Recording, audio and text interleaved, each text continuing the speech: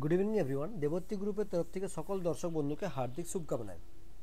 আজকে আমরা যেই টপিক নিয়ে বা যেই পারপাস নিয়ে ভিডিও বানাচ্ছি, যেটা অনেক দিন পরে আজকে আমরা ভিডিও আপলোড করছি, তার মেন মাকসাদ হলো যে বাজেটের জন্য। বাজেট 2025 ফার্স্ট ফেব্রুয়ারির দিন বাজেট পেশ হয়, সেটা আমরা জানি। তো বাজেটের দিনে জেনারেলি একটা মার্কেটের মধ্যে আপ অ্যান্ড ডাউন আমরা দেখতে পাই। তো এই বাজেটের দিনে ট্রেড করাটা একটা ট্রেডারদের কাছে একটা প্রবণতা থাকে। সেই হিসাব অনুযায়ী মার্কেটকে কীরকমভাবে আপ অ্যান্ড ডাউন মার্কেটে আসতে পারে বা মার্কেটকে আমরা কিভাবে ফলো করতে পারি সেটা নিয়ে আমরা ছোট্ট করে ডিসকাস করব। তো আমরা প্রথমেই চলে যাব ব্যাঙ্ক নিফটির চার্টে। মেনলি মার্কেট বাজেটের দিনে ব্যাঙ্ক নিফটি একটা মেন ফোকাস থাকে সমস্ত ট্রেডারদের কাছে, তা রিটেলার হোক, তাতে বিগ প্লেয়ার হোক, তারা এই ধরনের অপশানের জন্য তারা রেডি থাকে। তো সেহেতু আমরা দেখব ব্যাঙ্ক নিফটির কারেন্ট পজিশন কী হয়ে আছে বা ব্যাঙ্ক নিফটি বাজেটের চলাকালীন কীরকমভাবে আপ অ্যান্ড ডাউন হতে পারে বা তার লেভেল কোথা থেকে কোথায় হতে পারে সেটা আমরা প্রথমে ডিসকাস করব। ভিডিও একটু লেন্দি হবে, চেষ্টা করবেন ভিডিওটা কমপ্লিটলি দেখতে, কোনোভাবে স্কিপ করার চেষ্টা করবেন না। আর ভিডিও অনলি ফর এডুকেশনাল পারপাসের জন্য। ভিডিওর চলাকালীন কোনো রকমভাবে কোনো কিছুতেই বাই অ্যান্ড সেলের জন্য রেকমেন্ডেশন থাকবে না। এটা জাস্ট একটা লেভেল পারপাসের জন্য বা আপনাদের নলেজ গেইন করার জন্য এই ভিডিও। তো দেখুন, আমরা যদি দেখি বাজেটের দিনে কারেন্ট এখনকার সময়ে কারেন্ট যে মার্কেটের লেভেল সেইটা হয়ে আছে কোথায় না 49,500 রাউন্ড ফিগার ধরে নিচ্ছি। তো মার্কেট কন্টিনিউয়াসলি ডিপ দেওয়ার পরে তো একটা জায়গাতে সাস্টেন করার চেষ্টা করেছে। সেই লেভেলটা কোথায়?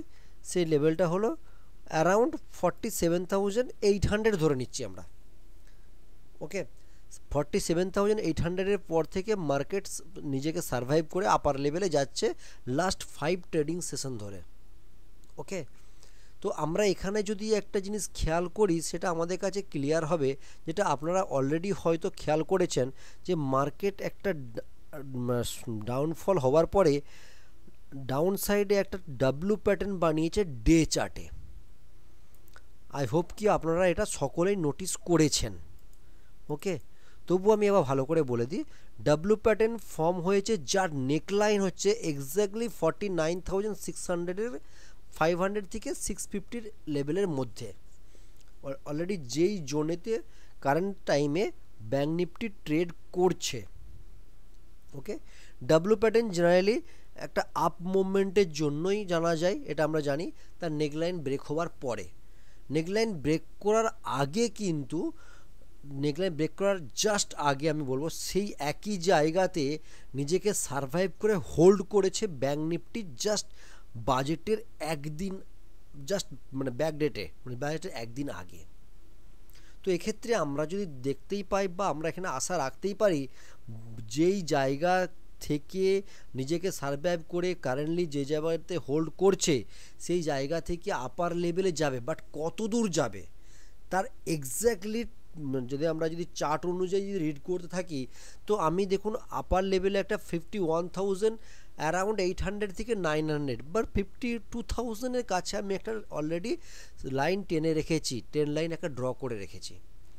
ওকে, এইটার আমার যেটা মনে হয়, অবভিয়াসলি আপনার টেকনিক্যাল পার্ট বা আমার টেকনিক্যাল ডিফারেন্ট হতে পারে, বাট আমার যেটা মনে হয় যে ব্যাঙ্ক নিফটি যদি আপার লেভেলে যাবার চেষ্টা করে তাহলে আমার মনে হয় 49,500 থেকে 51,800 বা 52,000 লেভেলকে টাচ করাটা ফার্স্ট ফেব্রুয়ারি বা third February, second February market বন্ধ থাকবে, থার্ড ফেব্রুয়ারি এই দুটো দিন টাচ করাটা কোনো ব্যাপার না।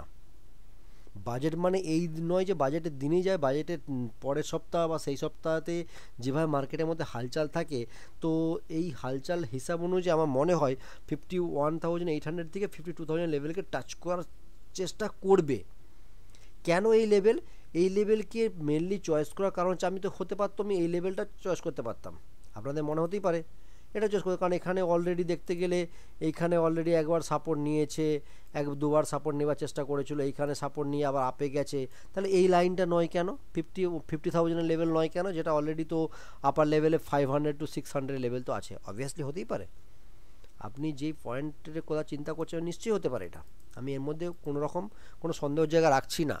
কিন্তু এটা নর্মাল ডের ক্ষেত্রে হলে বলতাম ঠিক আছে, আপার লেভেলে টার্গেট হিসেবে কেউ যদি 49,600-এর কাছে যদি এন্ট্রি যদি নিয়ে নেয়, তাহলে আপার লেভেলে 50,000-এর কাছে মানে 400-এর যে পয়েন্ট হবে সেটা সে ইজিলি ক্যাপচার করতে পারবে, সেখানে প্রফিট বুকিং করাটা মানে সেফ হবে।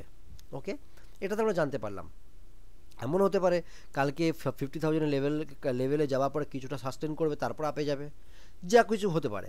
তো আমাদের মনে হয় যেটা, আমার যেটা মনে হয় পার্সোনালি, 52,000 লেভেলকে এই জন্য আমি চয়েস করলাম। বাজেটের দিনে মার্কেটের মধ্যে 500 পয়েন্ট তো কোনো ব্যাপারই না, 1,000-2,000 পয়েন্টে আপ অ্যান্ড ডাউন দেখা যায়। সেই হিসাব অনুযায়ী আমি এই লেভেল চয়েস করার কারণ হলো, যখন ডাউনফল যখন হচ্ছিল, আপনারা একটু খেয়াল করবেন চার্টেতে, ডাউনফল যখন ব্যাঙ্ক নিফটি হয়েছিল কোনখান থেকে হচ্ছিল, ব্যাঙ্ক নিফটি ডাউনফল যখন এই জায়গাতে সাস্টেন করতে না পারার জন্য, 53,800 লেভেলে সাস্টেন করতে না পারার জন্য আপার লেভেল থেকে যখন ডাউনফল হচ্ছিল, ঠিক এই জায়গাতে বেশ কিছু দিন নিজেকে সাস্টেন করার চেষ্টা করেছে। তো জাহির সি বাত, বা আমার জেনারেলি আমরা এটা আশা রাখতেই পারি, আপার লেভেলে ব্যাঙ্ক নিফটি যদি ব্লাস্ট করে তাকে এই জায়গাতে আসতে হবে। আমি এই জায়গাগুলোকে ইগনোর করছি না, এই জায়গাতেও ব্যাঙ্ক নিফটি এসে ঘুরে যেতে পারে, বাট কালকের মার্কেট অনুযায়ী ম্যাক্স টু ম্যাক্স চান্স এটা থাকতে পারে, যেহেতু ডাউনফল হওয়ার পরে এটা একটা স্টেশন বানিয়ে রেখেছিল ব্যাঙ্ক নিফটি এর প্রিভিয়াস ডেতে, জানুয়ারি মান্থের 2025-এর জানুয়ারি, মানে একদম দেখতে গেলে ডিসেম্বরের এন্ড থেকে জানুয়ারির প্রথম 2-3 দিনের মধ্যে এই জায়গায় স্টেশন বানিয়ে রেখেছে। এই স্টেশনেতে ভিজিট করাটা ব্যাঙ্ক নিফটির কাছে একটা কার্যকরী হবে, বা তার একটা দায়িত্ববোধ থাকবে এই জায়গাটার প্রতি। সেই জন্যই এই জায়গাটা আমি চয়েস করেছি। আমার মনে হয় না যে এই লেভেলকে না দেখিয়ে ব্যাঙ্ক নিফটির ডাউনফল হবে। তাতে কালকেই আসুক, পরশুই আসুক, যেদিনই আসুক না কেন, ব্যাঙ্ক নিফটিকে একবার 51,800 থেকে 52,000 মানে কারেন্ট লেভেল থেকে প্রায় 2 থেকে 2,500 পয়েন্ট আপ ব্যাঙ্ক নিফটিকে আসা দরকার। ডাউন দিকে যদি যায়, আমরা এমন একটা জোনে ট্রেড করছি যেই জোনটাকে খুব ভালো জোন বলবো আমি। কেন বলবো? এটাতে আমরা মিডিলে ট্রেড করছি না, আমরা একদম সাপোর্টে ট্রেড করছি না, আমরা একদম রেজিস্ট্যান্সে ট্রেড করছি। এক্ষেত্রে কী হবে, আমাদের বোথ সাইডে ট্রেড করার মতো পজিশন আছে। যদি এক্স্যাক্টলি সাপোর্টে ট্রেড নিত, তাহলে সেক্ষেত্রে আমরা ভয় পেতাম যে সাপোর্ট থেকে যদি পুট যদি নিই, বাই চান্স সাপোর্ট থেকে যদি আবার আপে চলে যায়, তাহলে কল যদি চলে তাহলে পুটেতে লস হবে। যদি রেজিস্ট্যান্সের কাছে যদি ট্রেড করে, সেক্ষেত্রে আমাদের পুট সাইড ছাড়া আমাদের কাছে ভাবার মতো জায়গা থাকতো না যে এখানে ব্রেকআউট হবে। তো যদি না হয় তাহলে এখান থেকে যে ব্রেকআউটটা যদি ফেল হয়ে যায় তাহলে আমার লস হয়ে যাবে। বাট আমরা মিডিল জোনে অলরেডি স্ট্যান্ড করছি, যার জন্য আমাদের কাছে আপে 2,500 পয়েন্ট, এবং ডাউনেও প্রায় আমি যদি ধরেই নিই, লাস্ট কিছুদিন আগে যেখানে সাস্টেন করার চেষ্টা করেছে, প্রায় অলমোস্ট 2,000 পয়েন্ট, 1,500 থেকে 2,000 পয়েন্টের কাছাকাছি এই জোনের মধ্যে আমরা বসে আছি। আপেও জায়গা আছে যাওয়ার জন্য, নিচেও আসার জন্য জায়গা আছে। তো গুড লেভেল আমার মনে হয়।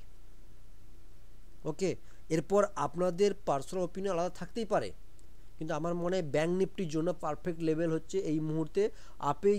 যেহেতু মার্কেটকে আমরা জানতে, গত বছরের যে 2024-এর যে বাজেট গেছে, তার সাথে 2025-এর বাজেটকে আপনি ম্যাচ করতে পারবেন না।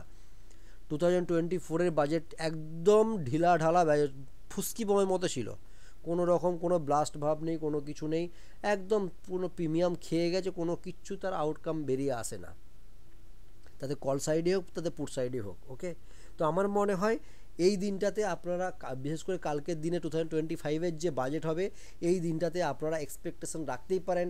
আপার সাইডেও আমরা প্রায় 1.5 থেকে 2,000 পয়েন্ট বা 2,500 পয়েন্ট ইজিলি ক্যাপচার করতে পারবো।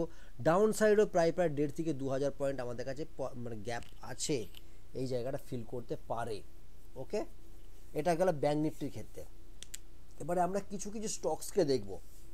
ওকে, তো কিছু স্টকসকে দেখার জন্য আমি বলবো অবভিয়াসলি আপনারা পরের ভিডিওতে ভিজিট করুন, যে ভিডিওতে স্টকস নিয়ে আমরা পার্টিকুলারলি ডিসকাস করব। হতে পারে ভিডিও লেন্দি হবে, তো চেষ্টা করো ভিডিওকে আপনাদেরকে আরও ক্লিয়ারিটি দেওয়ার জন্য, তার জন্য পরের ভিডিও ভিজিট করুন। Thank you so much.